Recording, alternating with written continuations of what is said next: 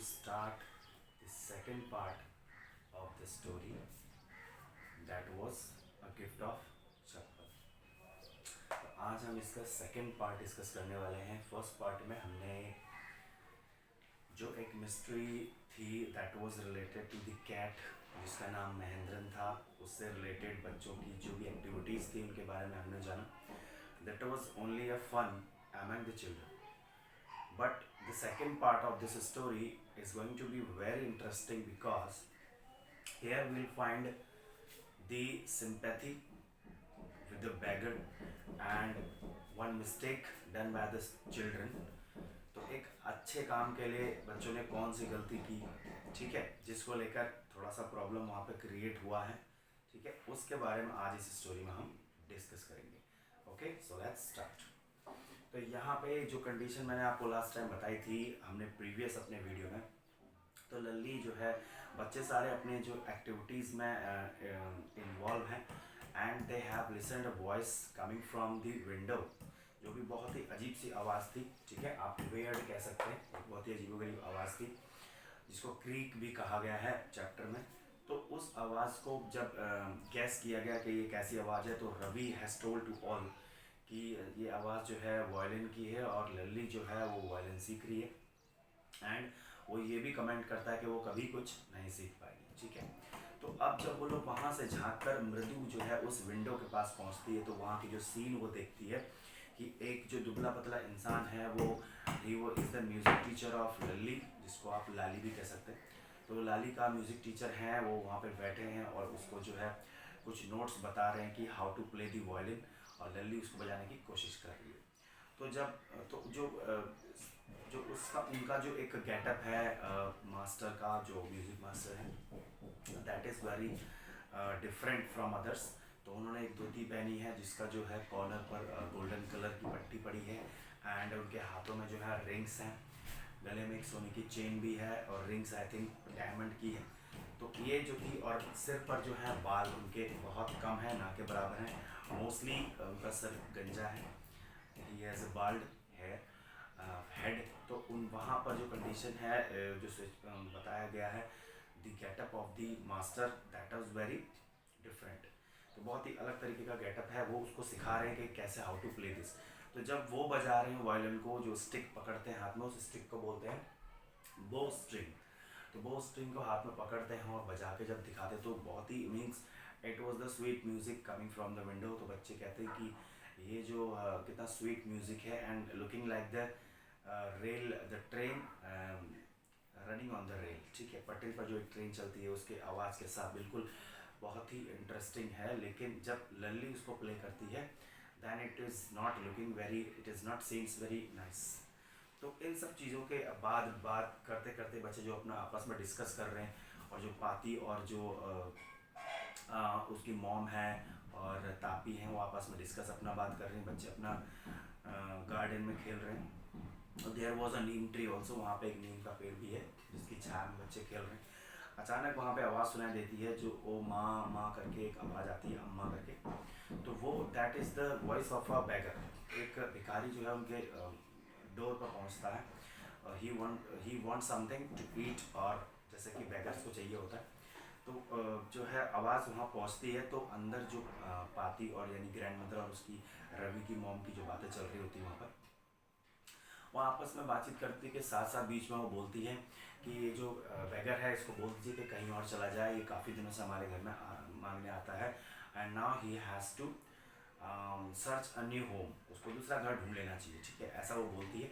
और रवि को कहती है कि जाके उस बैगर को बोल दे। तो रवि जब वहाँ पे जाके बोलता है तो वो एकदम शॉक्ड रह जाता है बैगर, क्योंकि उसको ऐसा एक्सपेक्टेड नहीं होता है कि मुझे इस घर से ये सुनने को मिल सकता है, ठीक। देन फिर क्या होता है कि वो जो बैगर है वो दोबारा से बोलता है माँ करके, अम्मा कि मुझे ज़रूरत है, कुछ मिलेगा, ऐसे करके जो भिखारी मांगते हैं, ठीक है। तो उसमें जो है रवि दोबारा वापस जाता है और मम्मा को बोलता है कि उसने जो है आपको बुलाने की कोशिश कर रहा है, कुछ मांगने की कोशिश कर रहा है, उसको कुछ चाहिए।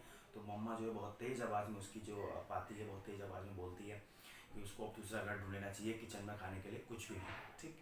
इतना बोलते ही तो इतनी तेज़ आवाज़ होती है कि बाहर बैठा वो जो बैगर है वो सुन लेता है एंड वो बोलता है कि कोई ज़रूरत नहीं, अगर आप नहीं देना चाहते कोई बात नहीं, मैं थोड़ी देर इस पेड़ के नीचे आराम करना चाहता हूँ। वहाँ पे उसने अपना एक बड़ा रुमाल, जिसको अंगोछा भी हिंदी में बोलते हैं, वो बिछा लेता है, जिस पर वो कुछ देर आराम करना चाहता है। एंड देन कुछ देर बाद जब वो वहाँ से जाने की कोशिश करता है तो देखता है कि सामने बहुत तेज़ धूप है।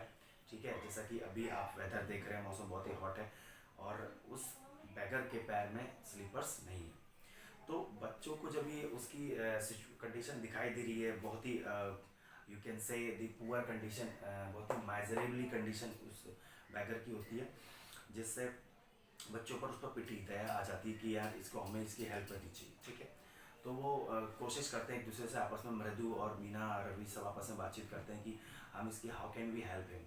ठीक, तो चलिए कम से कम एटलीस्ट हम इतना कर सकते हैं कि घर में कोई अगर पुराने स्लीपर्स के पेयर हैं तो हम इसको दे सकते हैं ताकि ये चल सके धूप में। ठीक है, तो बैगर जो है वो कहता भी है कि मुझे जो है इस वक्त धूप में चलना बहुत मुश्किल है और पैरों में मेरे छाले पड़ गए हैं। ठीक है, then they had to find the slippers. वो चल देते हैं सारे बच्चे, सकड़ मतलब दौड़ पड़ते हैं उस ढूंढने के लिए स्लीपर्स को कि इस भिखारी को हम दे दें। देन उसको अचानक से जो स्लीपर दिखाई देती है दरवाजे के पास, that was the very you can say बहुत ही डिफरेंट कंडीशन की जो एक चप्पल होती है, जिनमें पैरों के निशान भी पड़ चुके होते हैं, उनको पुरानी सी लगती हैं वो चप्पलें। तो उनके मन में वो जो मृदु है वो बहुत ही लो वॉइस में जो है रवि से पूछती कि ये किसकी स्लीपर्स हैं। देन रवि जो है बोलता है कि यार ये तो एकदम फिट आ जाएगी उस बैगर को, चलो ये उसको दे देते हैं। ठीक है, वो इस बारे में ज़्यादा डिस्कस करते नहीं कि ये किसकी है, कौन है। ठीक, देन वो स्लीपर लेकर वो उस बैगर के पास पहुंचते हैं एंड गिफ्टेड टू हिम। उसको वो स्लीपर्स दी एंड कहा कि आप इसको ले लीजिए और दोबारा इस घर में कभी मत आना, एज हिज मदर टोल्ड। तो उसकी मदर ने भी ये कहा था कि उसको बोल दीजिए कि दोबारा हमारे यहाँ ना आए, उसको कोई दूसरा घर ढूंढ लेना चाहिए। देन जब वो स्लीपर्स उसको मिलती हैं तो वो खुश होकर उन बच्चों को ध्यान से देखता है, उनको ब्लेसिंग देता है, आशीर्वाद देता है और वहाँ से चल देता है। कुछ ही मिनट्स में वो वहाँ से गायब हो चुका होता है, यानी कि निकल चुका होता है कहीं दूसरी साइड को। After some time the master came outside from the room. जब क्लास ओवर हो जाती है लाली की तो वो रूम के बाहर आते हैं and he found he want to search him, wanted to search his slippers, then it was not there। तो जब स्लीपर्स वहाँ नहीं मिलती तो वो आवाज़ लगाता है लली को कि can you search my slippers, I have put off here, मैंने यहाँ पे रखी थी जो अब यहाँ नहीं है। लली देखती है और शॉक्ड रहती है कि यहाँ से चप्पल कहाँ गई। अब बच्चे जो बाहर बैठे वो सुन रहे हैं और डरे हुए हैं कि अब क्या होगा। ठीक, देन इतनी बात होते होते जो है लली अपनी मोम के पास पहुँचती है एंड कंप्लेन टू हर कि जो स्लीपर्स हैं मास्टर्स की, हमारे सर की नहीं मिल रही जिन्होंने बाहर उतारी। मास्टर जो है वो अपनी स्लीपर्स को एक्सप्लेन करते हैं कि मैंने बहुत महंगी जो है ये स्लीपर ली थी और एकदम नई कंडीशन में थी एंड मैंने अपनी पूरे 1 मंथ की जो सैलरी होती है उससे मैंने वो परचेज़ किया था। बहुत ही यू कैन से प्रीशियस मेरी स्लीपर्स थी और आज वो लॉस्ट हो गई हैं, इट वॉज़ वेरी बैड। तो बहुत बुरा उनको लगता है। देन उसकी जो मदर है वो रियलाइज़ करती है कि ये तो बहुत ही गलत हुआ और वो बच्चों की तरफ देखती है एंड पूछने की कोशिश करती है कि ये यहाँ से स्लीपर्स कहाँ गई। एंड फिर उसके बाद मदर जो है वो मास्टर को समझाने की कोशिश करती हैं कि हो सकता है यहाँ पे बहुत सारे जो आप हॉकर्स आते हैं, फेरी वाले आते हैं, तो किसी ने, हम नहीं कह सकते कोई ले गया हो, मैं इसके लिए माफ़ी चाहूँगी आपसे। Then she went inside and take a pair of slippers, जो रवि के गोपू मामा की स्लीपर्स थी। तो रवि की मॉम लेकर आती है एक स्लीपर्स की जोड़ी और देती है उन मास्टर को कि आप तब तक ये पहन लीजिए, शायद ये आपको फिट आ जाएंगी। ये इसके रवि के अंकल की हैं, गोपू मामा की हैं, और जब भी वो घर यहाँ आते हैं दैन अपने शूज़ और सॉक्स उतार के सबसे पहले स्लीपर्स को ही मांगते हैं, तो आप ये पहन लीजिए। एंड वो मास्टर जो है उन स्लीपर्स को लेते हैं और वहाँ से चल देते हैं।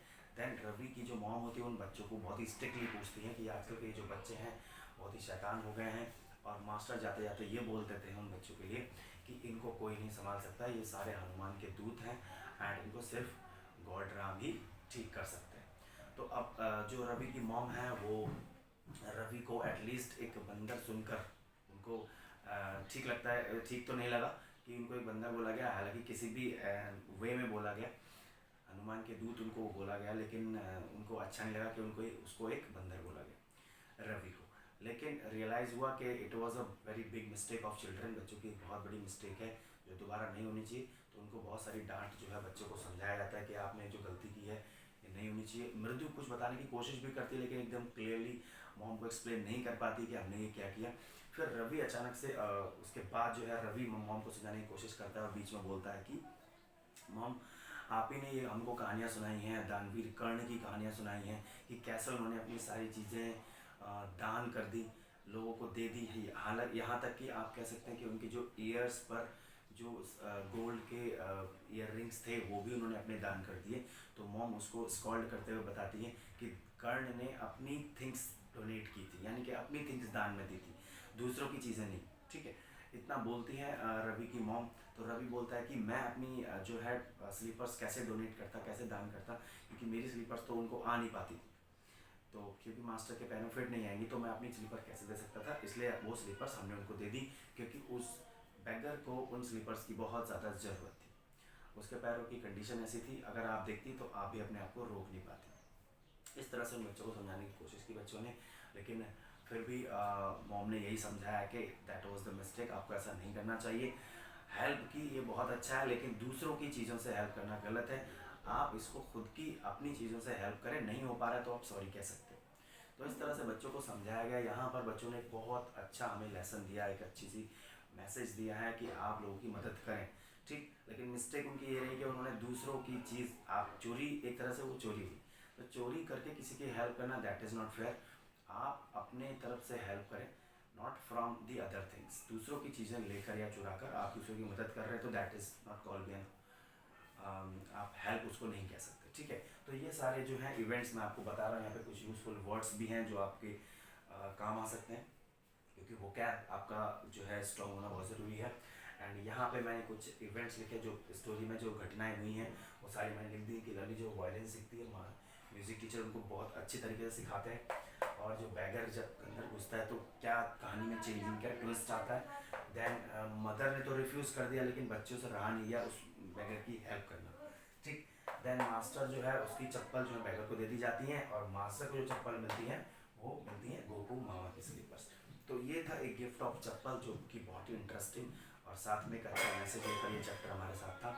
So it is finish today. I hope you learn a lot of things from this chapter. Thanks a lot.